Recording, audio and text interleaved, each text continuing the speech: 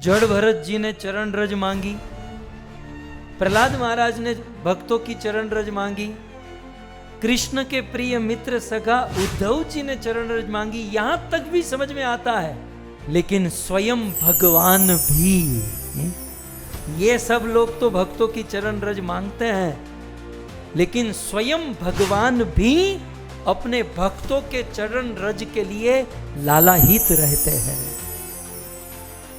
अब देखिए भक्तों की चरण रज में कितनी ताकत है। श्रीमद् भागवत के एकादश स्कंद में स्वयं कृष्ण उद्धव जी से कहते हैं कि हे उद्धव, निरपेक्षम मुनिम शांतम निर्वैर समदर्शनम अनुव्रजाम्यहम नित्यम पुयेत अंघ्रि रेणु भी।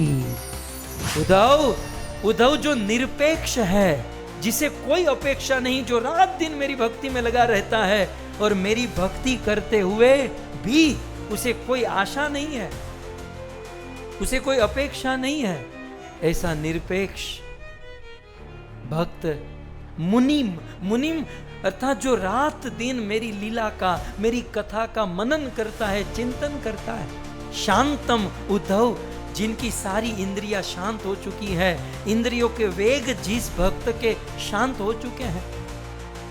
और समदर्शनम, और जो भक्त, जो डिवोटी सबको सम दृष्टि से देखता है, किसी में उतार चढ़ाव, किसी में भेदभाव, राग द्वेष नहीं, जो समदर्शी है। तो निरअपेक्षम, जो अपेक्षा नहीं रखता, मुनिम जो रात दिन मनन करता है, शांतम जिनकी इंद्रियां कंट्रोल है, निर्वैरम जो किसी से वैर नहीं करता, और समदर्शनम जो सबके प्रति सम है। उद्धव अनुव्रजामि अहम नित्यम, ऐसे भक्तों के पीछे पीछे मैं चलता हूं। उद्धव ने कहा कितनी मिनट के लिए? 1 मिनट, 2 मिनट, 5 मिनट, 10 मिनट। तब कृष्ण तीसरी लाइन में कहते हैं नित्यम। ये जो 2 लाइन लिखी है ना, जिस भक्त में ऐसे गुण होते हैं, ऐसे भक्तों के पीछे मैं नित्य चलता हूं। उद्धव जी ने कहा लेकिन उन भक्तों के पीछे हूं दैट इज तुम्हारे, ऐसे भक्तों के पीछे पीछे क्यों चलते हो?